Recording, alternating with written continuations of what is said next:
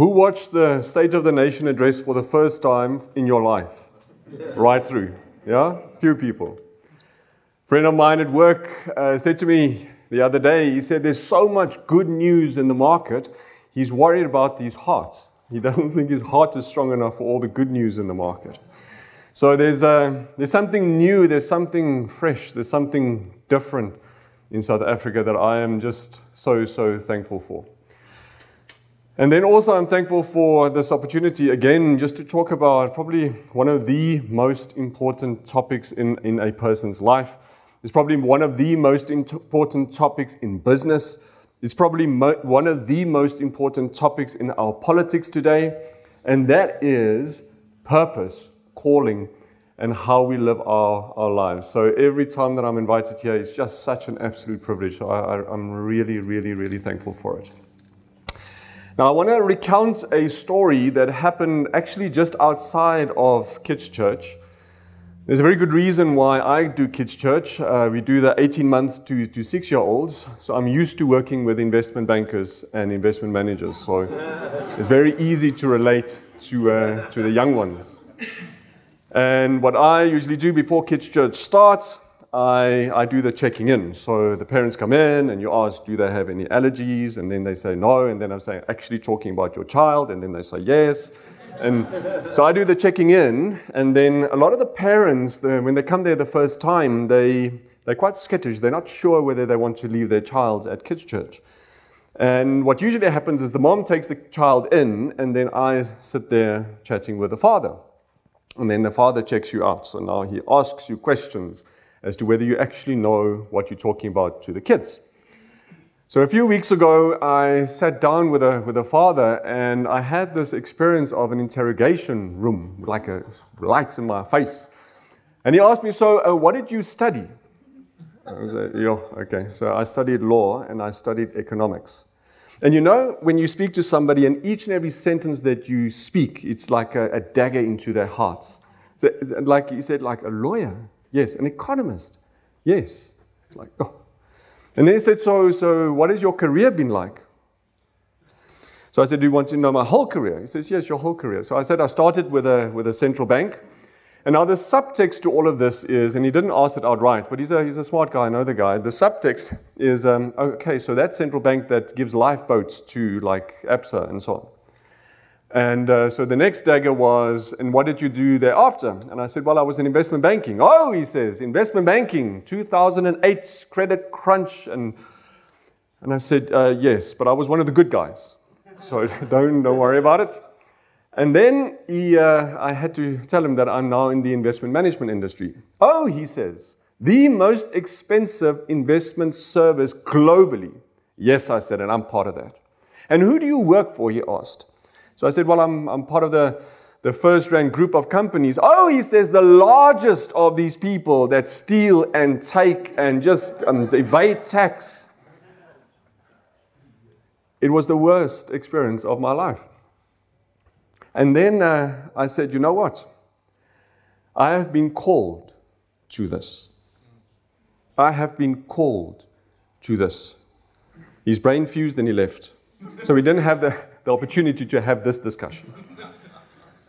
There are two scenarios that reminded me of. The first scenario was when my wife and I went on our blind date. So we met on a blind date.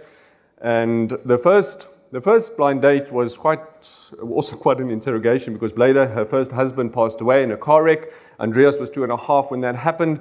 At the time when we met, he was 5. So now Bleda was, at any blind date, you've got to ask like very crucial questions.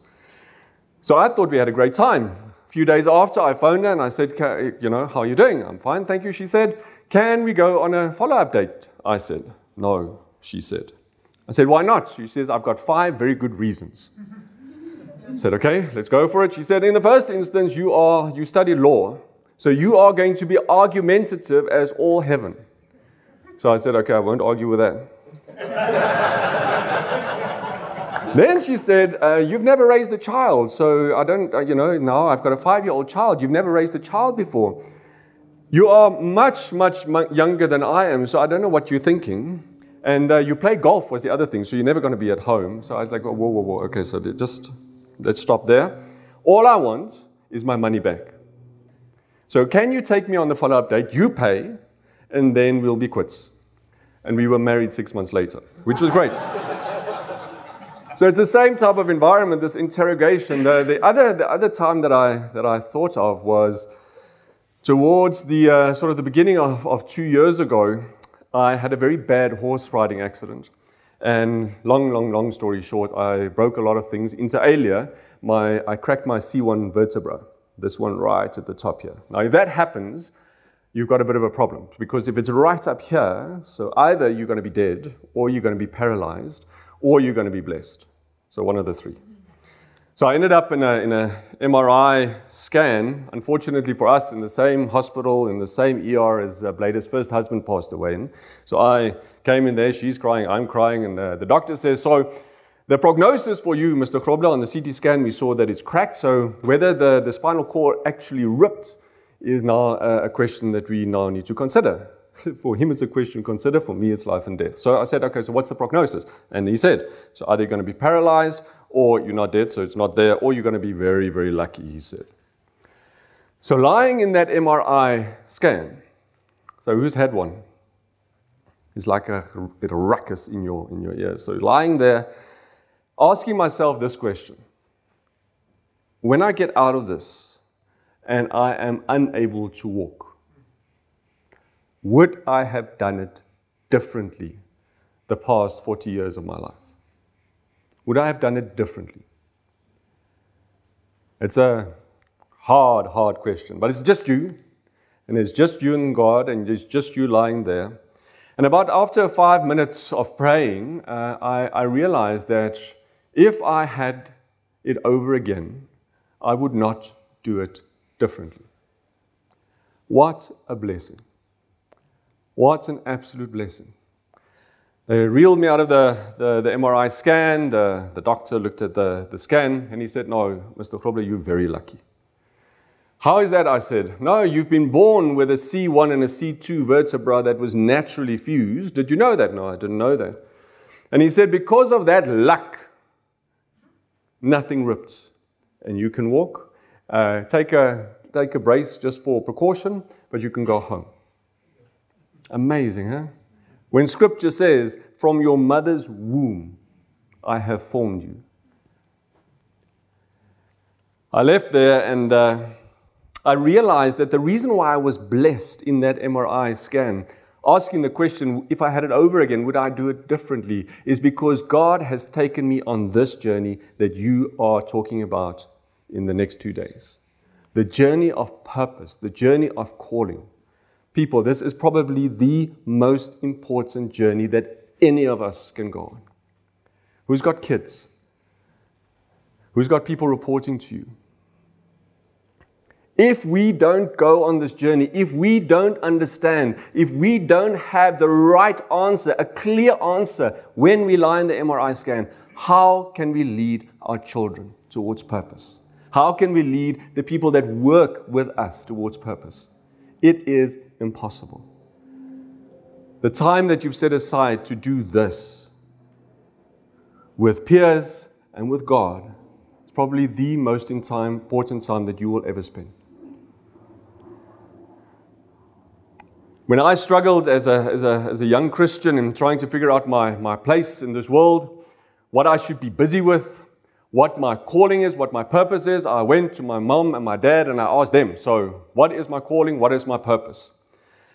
And to their absolute credit, they gave me the best answer that they could ever give me.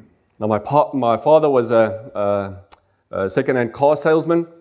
I saw him lead people to Christ while he was selling cars to them. My mother was a social worker. I saw her change people's lives in probably the worst parts of Pretoria and Johannesburg. And their answer to me was, okay, we have no idea. What a great answer for a parent to say, listen, we don't have preconceived ideas. We want to journey with you so that God can show you what your purpose is. What a blessing those two people are. Then I happened onto a study that the MIT institution came up with. They've got a think tank called the Pre-Sensing Institute. The Pre-Sensing Institute. And they came up with a model that talks about the biggest challenges that faces humanity. The biggest challenge that faces humanity. And they put it into what they call an iceberg model. So this iceberg model has got 3 tips. So they say the biggest challenges that humanity faces is the fact that there are certain divides that have opened up over the years, and it's divides that are like blind spots to humanity, and they are unable to solve for it. They talk firstly about the ecological divide. Then they talk about the social divide, and then the spiritual divide. And when I thought about, okay, so what is my purpose? What is my reason for being here, if not to solve for humanity's biggest challenges? I started thinking about these challenges very deeply.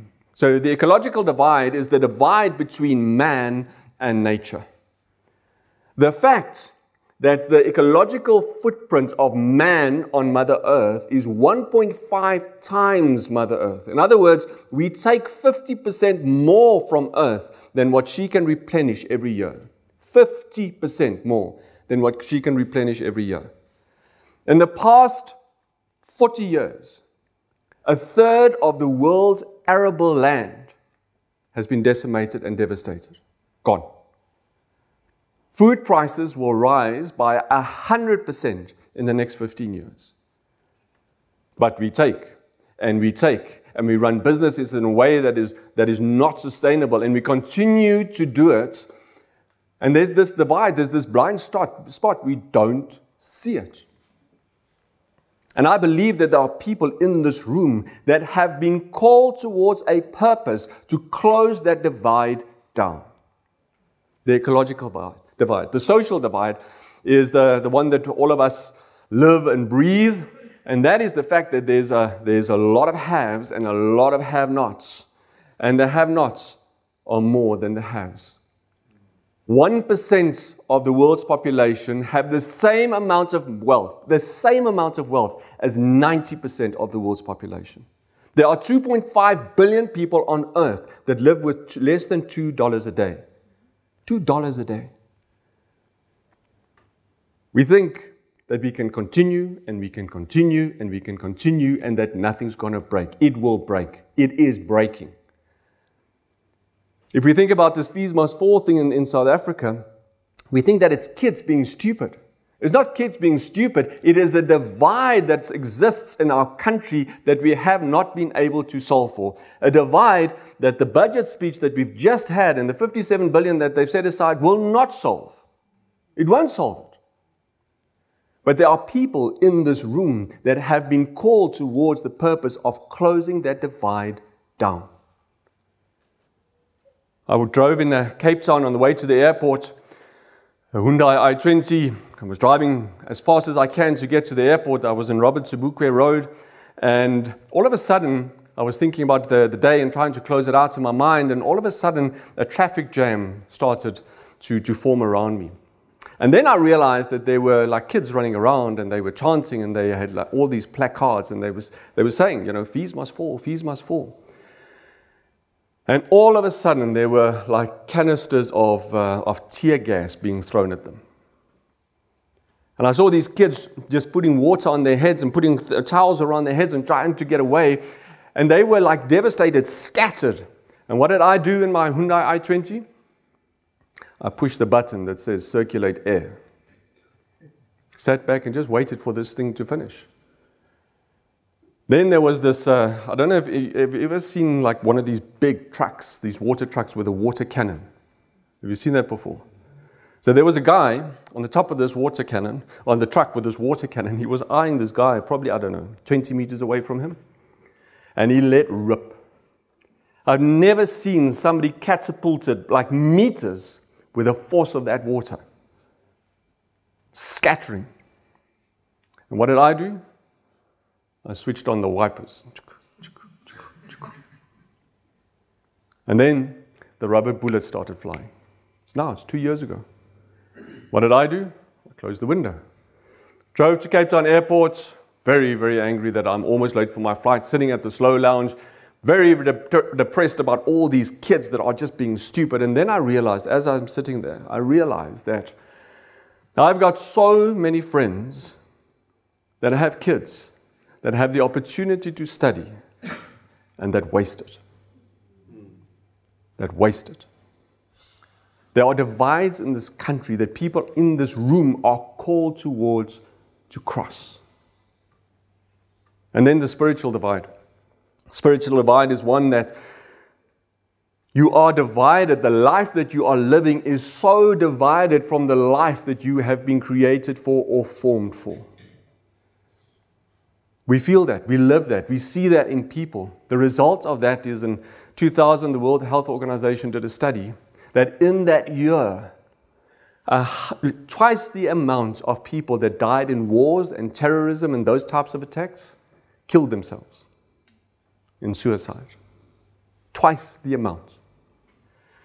This thing that we can't cross the divide between what the life that we're living and the life that we have been called towards. The spiritual divide. Now, the spiritual divide for me is the place for us to start this journey. The purpose into which we've called, the purpose that you have been formed for. And in my opinion, the only place that we can find purpose in this world is right next to God. It's the only place. I've tried many other places. But the safest, most impactful, most significant place that I have found in my life is a purpose that God has birthed in my heart.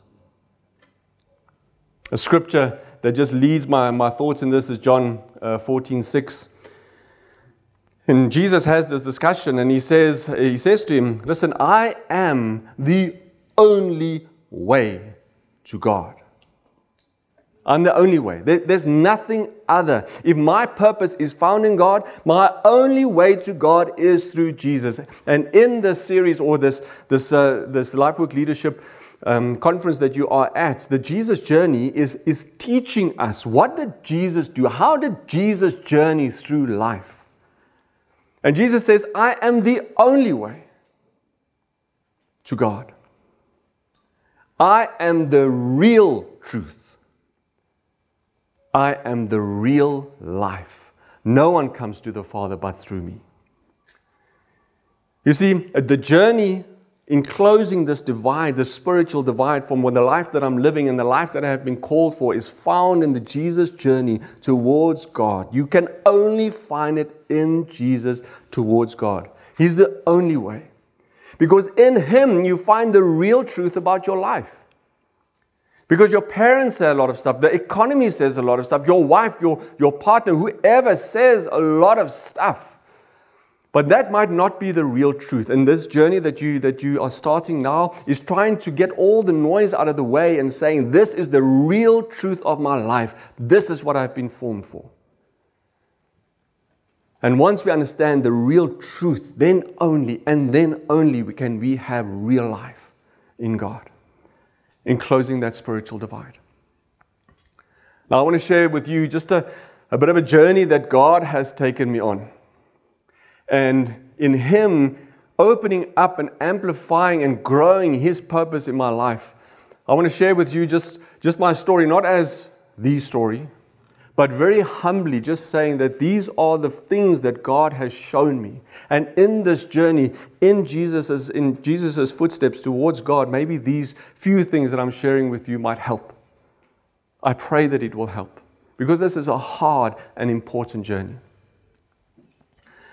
So the first point about calling is that it is deeply, deeply personal. You cannot find your purpose through other people. It is something that God reveals to you in your life. Now for me, just in the business purpose and in my purpose in crossing what I've been called to is to cross the social divides and to assist and drive in business and in community and all the places that my life touches to help towards closing that social divide down. So it happened for me in 19th of May 2008 that God prepared me for. So I woke up a few months before that in a cold sweat, and I had a dream, I had a vision. Now, I don't dream, I don't have visions, but that morning, I was woken with this vision, this clear, vivid vision of 2 palm trees feeding oil into a lamp, and the lamp shining a bright light over Africa. And I woke up in an absolute start, and I didn't know what it meant, and I just left it, and I spoke to Blade about it, and we prayed about it. And a little while later, I happened for the first time onto this passage in Zechariah 4, where Zechariah has this vision where there are 2 palm trees feeding oil into a lamp, and the lamp shining a light over Israel. And then I knew that this vision wasn't indigestion, it was something that came from the Word of God. And then I started journeying, and I said, okay, so if I am called to change something in this world, and if I believe that dividing these divides that exist on earth, that I can play a part in crossing those divides, I started thinking about, okay, so what does it mean in the place that God has led me to, maybe for me unwittingly, but for God very wittingly? How does this vision play out in closing this divide in my life as a financier? And I realized that this vision was for Africa, it wasn't only for South Africa. If South Africans think, there are people that are sitting here, that your business or the type of work that you're doing, that's only for Africa, it's only for Pretoria, it's only for Johannesburg. And maybe God is saying today to you, listen, I've placed a desire in your heart that is my desire to make a difference on the continents of Africa. Maybe you're sitting here and you're saying, my calling just feels so constrained because maybe you have been thinking too small. And maybe your journey today is how God pushes you towards a different place or a broader piece of arrangements. So I thought the biggest issue in the studies that I've done about financing in Africa is the fact that the banking balance sheets on Africa are getting very constrained. At the time, there were a lot of international banks that were just running out of the continent. So the ability to fund the infrastructure requirements on the continent of Africa very constrained. $100 billion is the deficit that we have for infrastructure development every year on the continent. And I realized that there's this tree that has been giving life, but that tree is constrained. And I realized that this call is something towards building a new tree, a new platform that should be able to bring money into the continent. But it's a journey, right? It didn't just poof, appear, and then all of a sudden I had this view. God had to journey with me, He had to open it. He had to link reality of the world to the reality of what He made me for. He had to link the biggest divide in this world being the social divide to this little boykie from Pretoria that studied at Pretoria University. This guy, he had to convince me that He has called me to something that sits in His heart. It's a journey. And then I realized, okay, so there's something here, God, about banking and about another platform, asset management, maybe, I don't know. And on the 19th of May 2008, I got the call from our then CEO saying, Boshoff, we've got a problem. So I said to him, listen, I'm not Houston, so I can't help. And he said, no, I think you can help. Because what we need to do, the bank balance sheet in the global financial crisis, as it was looming, is getting constrained. We need to build another platform. And I said, that sounds familiar. And God's providence and God's favor opened a door on His call. I didn't have to pry it open, I didn't have to push. God prepared me to walk on the 19th of May 2008 through that door. And then the credit crisis in December 2008 struck with a vengeance. And that's the second point. God's call is timeless.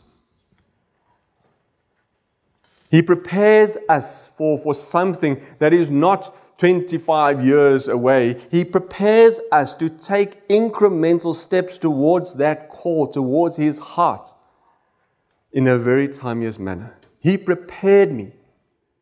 He prepared me. And then the door opened through His favor, not through my capability. And I stepped through that door, and then another door opened, and I stepped through that door. And in that journey, God has amplified and just made real the technical nature. God is the most amazing financier on earth, I promise you. The things that He knows that I don't know, and I've studied it and I've done it for years and yonks. The things that He knows, the partnerships that He knows will work, and the partnerships that He knows would not work. This journey is a journey with Him. He is the only way to get to real life and real truth. God's call in our lives is absolutely timeless. And then God's call in our lives, thirdly, is new. You see, the problem with these divides that they exist in this world is that the status quo has brought us where we are. So if my job, if I think that my calling is just to further the status quo, if you're sitting here and your business is furthering the status quo, nothing will change. Nothing. It is so new, it is so fresh. Why? Because I've been called to cross a divide, to assist people around me to cross the divide, to assist society in my little way to cross a divide. In other words, there is something new that needs to happen. You can't solve all problems in old ways. It has to be solved in new ways. For us that have kids, in journeying with them around purpose, you see, the problem with parents, they've got the most amazing intentions. And then the kids ask them, okay, so what should I study? And then we've got a very particular purview that we've grown up in and that we have visibility for maybe for the next 10 or 20 or 30 years that we're going to work. Guess what? My child has to work probably 50 years into the future. Now my advice and my journey with him or with her is something that I've lived for 40 odd years and that I will probably live for another 20. It might be so old hat. It might be so ineffective. But we take them into this little myopic world that we live in. And it's not because of bad intention. But we have to, for them, think 50 years ahead. I had a chat the other day with a few young people at our church, and we were talking about finances, and I just quickly asked, okay, finances depends on what type of economy you work in. And I asked them just by a show of hands, and we won't do it here, but just a show of hands, what they studied. And I asked, okay, so who studied accountancy? 60-70% of them put their hands up. I don't mind accountancy, I promise I love them to bits. But just in the economy of the future, I said to them, okay, so what does it feel like to be 70% of this room? I said, yeah, I feel good. I said, hey, you've got competition around you. How do you feel with all this competition around you? And by the way, there's a lot of AI, artificial intelligence, that can do your job very, very quickly. So are you thinking about being a partner? Are you thinking about being a CEO? Or are you thinking that training can take you into an entrepreneurial space that you can make a difference in this country? There was one little guy that studied electronics or something. I said, everybody's going to work for you. You stood there, and he was like making muscles and everything. So we need to take them into a different realm. My daughter Nina, she loves God's nature. So her little heart has been called to help cross that ecological divide. And when we talk about what she needs to study or wants to study, she's 13 at the moment.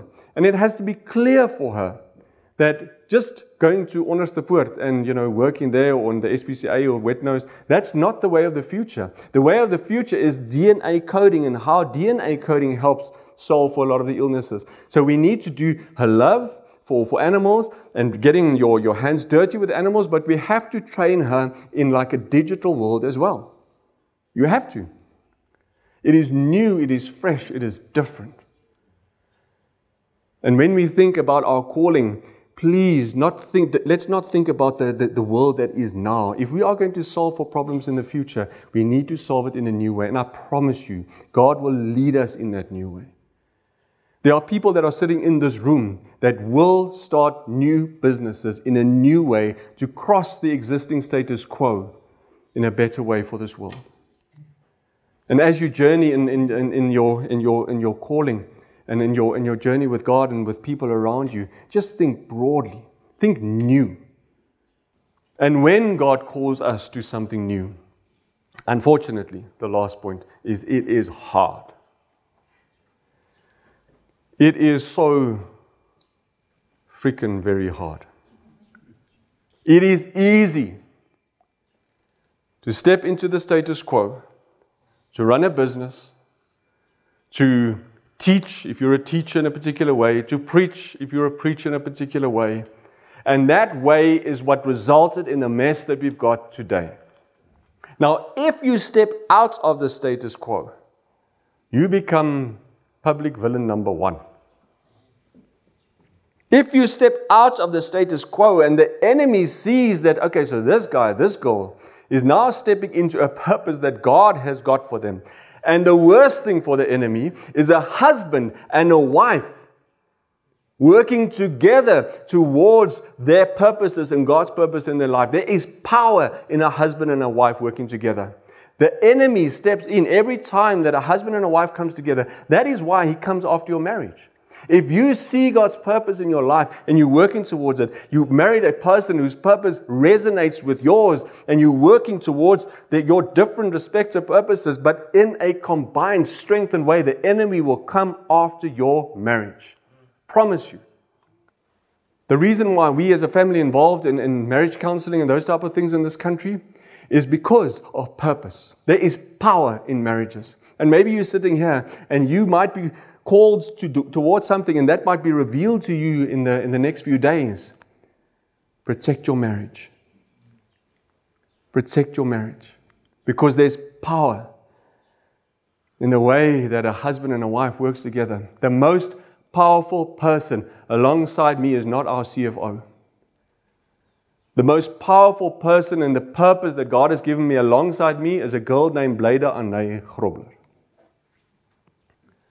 The prayer protection, the word, the wisdom, the encouragement that girl gives me each and every day furthers God's purpose in my life. A few days ago, we're going through a really, really, really tough time. In the business, you might be sitting here and you might be saying, listen,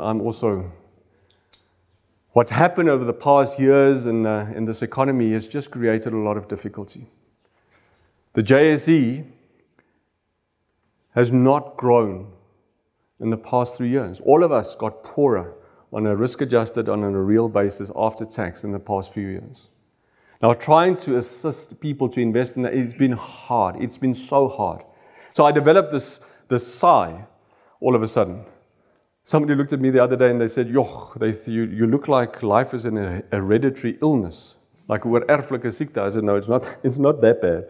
But it feels like somebody's sitting on my chest just with all that pressure of working in the business and then trying to sort of work with the preciousness of people around that. And in the midst of all of that, my prayer protector, the woman of my life, the person that is working with my calling, she sends me this verse or this scripture.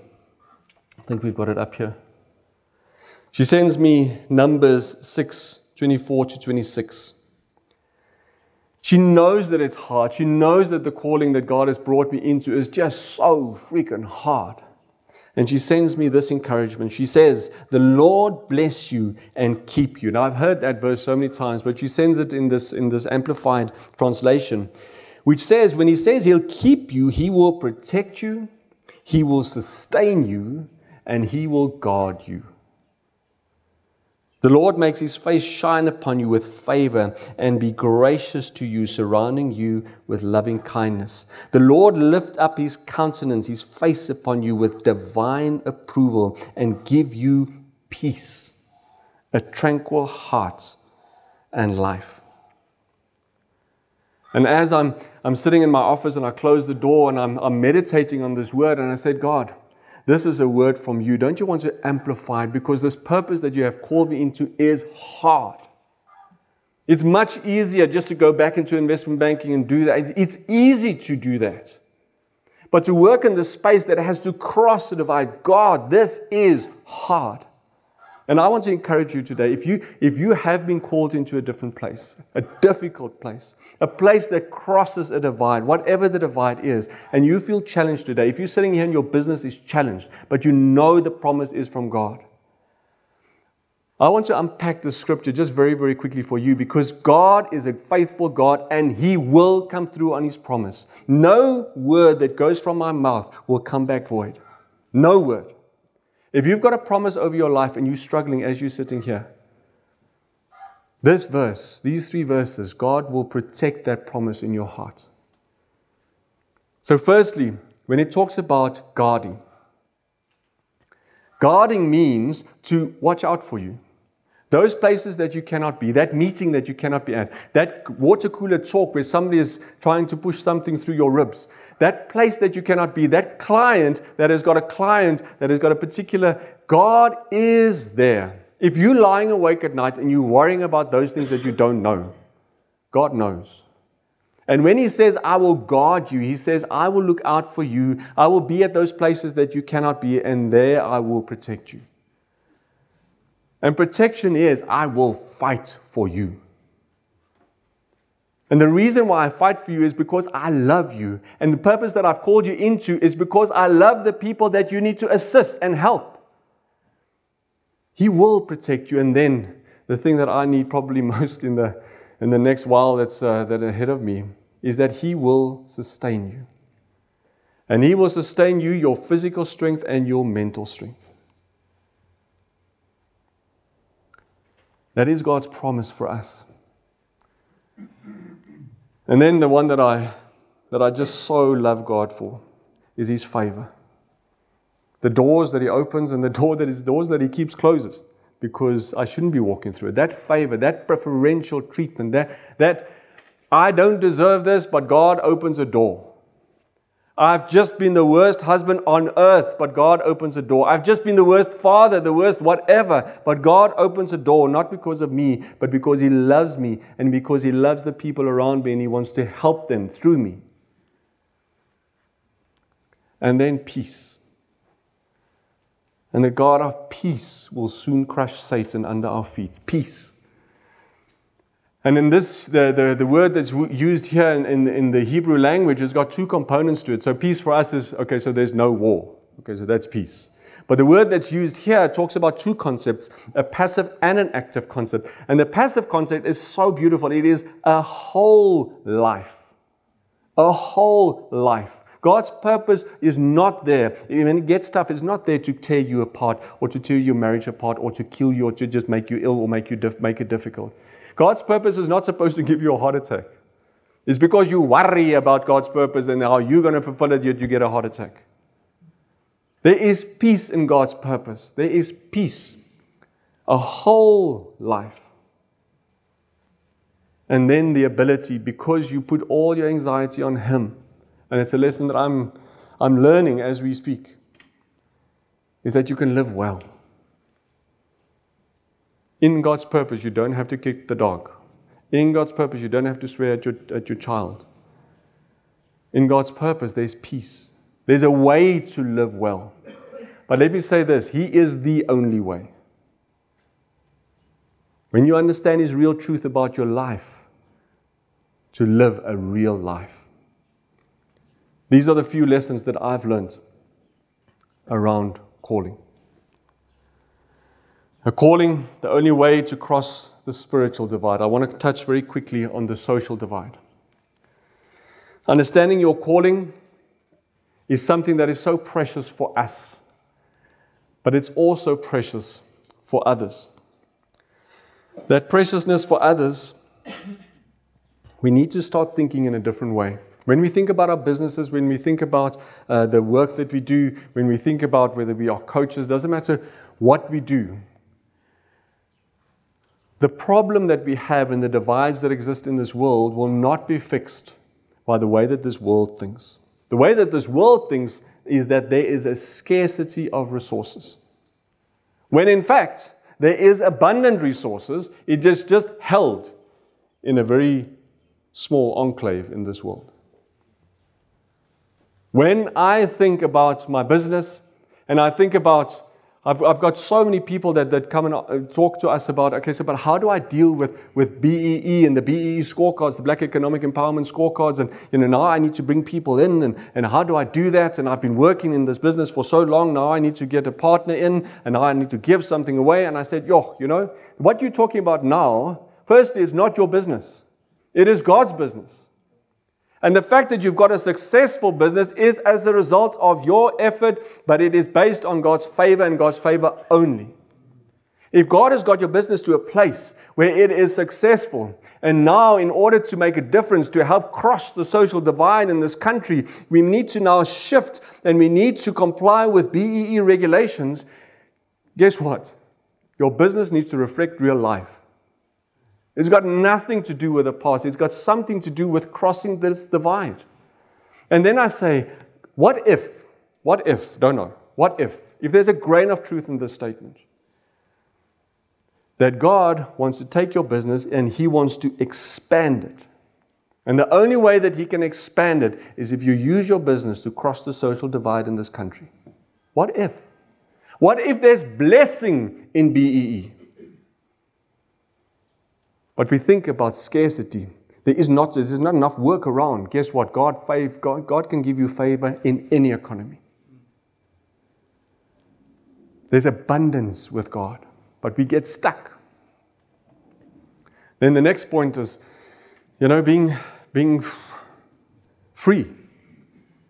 And then we say, I want to be free. I want to be financially independent. So I'm in the financial services industry and the wealth and investments industry, and financial independence is an important thing, a massively important thing. But the thing here, if we are going to cross the divides in this world, we are only going to cross it if we realize that we are free for others, as opposed to from others. An example of what I mean here is when we talk about the issues that we had around Eskom, for example, with power utilities and having power. So being free from others means that I do everything in my effort to get off the grid. So that if something happens, I'm fine. But being free for others means that I'm not only getting off the grid, I'm doing something to build into the grid if that is within my sphere of influence. So what we did in that circumstance is we put the solar stuff up and the geysers and wada. And that was getting off the grid. But during that time, what we started as a company is we launched a renewable energy fund. We rallied 3 billion rand in this country around a fund to start investing in renewable energy options for this country. And that is building into the grid. Your life might be different. Your place of influence might be different. But just an example of just a different mindset that we can be called towards. The social divide. I want to just make it practical again. This is our business, Ashburton Investments. The only reason why I'm putting this up is to try to make it practical around crossing divides. Businesses that have been called to cross the divides. Our business has been called to cross the divide in the financial services industry, in the social discrepancies that we have. The first reason why we exist is those people that are not saving in this country, we want to assist to save. You'll see the blue line that goes up there. That is the net income rate for households in South Africa that's been increasing steadily over time. That plunging grey line that you see there, that is the net savings rate. Now, the net savings rate in South Africa is below zero. In each and every country on the continent of Africa, it is below zero. In other words, people that they spend a lot of money, but they don't save money. And part of our business is to make sure that we have the ability to gain access to clients in a smart way, online or cell phones or ATMs, doesn't matter where you can find it, but that you can gain access to quality investment products at a low price. That is crossing a divide. And then those people that have the privilege of savings, the bottom right here, the people that have the privilege, most of us here that sit here are part of pension funds. The issue about the pension funds in South Africa is that they are not very robust. They are the most robust on the continent of Africa, but they're not very effective. And the way that we measure effectiveness is we call it the net replacement ratio, the percentage of your last salary check that you will have available in retirement. So my last salary check was 100 Rand, and I will have in retirement a percentage of that. That's the net replacement ratio. Now, this shows the net replacement ratio on a nominal basis for various countries around the world. The little bar right at the end that you might not see is South Africa. The strongest pension system on the continent of Africa. And the net replacement ratio for South Africa is 12%. If you think that you're sitting here and you've got a pension fund, you'll be polar, that's not the case. That thing says that you might live in your kid's living room. So, part of the reason why we exist is to make sure that the net replacement ratio in this country shifts. And we bring different types of assets. Pension funds have invested in equities, cash, and bonds, and the equities have been massively volatile, and inflation has been rampaging. So we bring different strategies to help that net replacement ratio to increase. That is crossing a divide. And then lastly, that 100 billion infrastructure deficit that I spoke about on the continent of Africa every year, the amount of time that we spend across the globe to bring capital into Africa, into projects that really make a difference in wealth creation and GDP creation on the continent, that's what we spend our time on. This is an example of God calling a little Palukaiki into His purpose to cross a divide, not through my capability, but through His grace. But it's very easy to put strategy on PowerPoint or Prezi or whatever you put your stuff on. You need to deliver. And our delivery is something that we test every day or every month at our EXCO meetings. Rian Munster is a mate of mine. He's an adventurist, so he took a bicycle and he circumnavigated Africa, for example. He took his fiancée, or he wasn't fiancée yet, Fasti, and they rode the Atlantic, and he proposed on the other side. She had to say yes. She couldn't say anything else, otherwise she wouldn't have been able to come back. So he has a saying that says there's an ocean between the saying and the doing. And many people get drowned in that ocean. When we called in our business, in our places of work or our places of influence, into a space that is outside of the status quo, even though it is new and hard and fresh, it is something that takes excellence in implementing. Excellence. And every month around our XK table, we test the excellence of our products and our decisions against the reason for our existence, against our calling. I don't call it calling in our business, I call it our why, our reason, our purpose. That is the why barometer that we test Y1, Y2, and Y3. I want to close just with this verse. And maybe as you meditate over the evening or during the course of the day, Galatians 4 in the Message translation. I'd never read it in this way, and I did a talk yesterday at a company, and Rian's wife, Krista, shared this verse when she was just speaking to me and praying over my life. Galatians 6 verse 4, it's from the Message paraphrase. Make a careful exploration of who you are. Careful exploration. It's a journey with God to understand, going through Jesus, to understand what the truth is over my life. And then work, and the work you have been given. And then sink yourself into that. Don't be too impressed with yourself. Don't compare yourself to others. Each of you must take responsibility of doing the new thing, the creative best you can with your own life. Can I pray for us?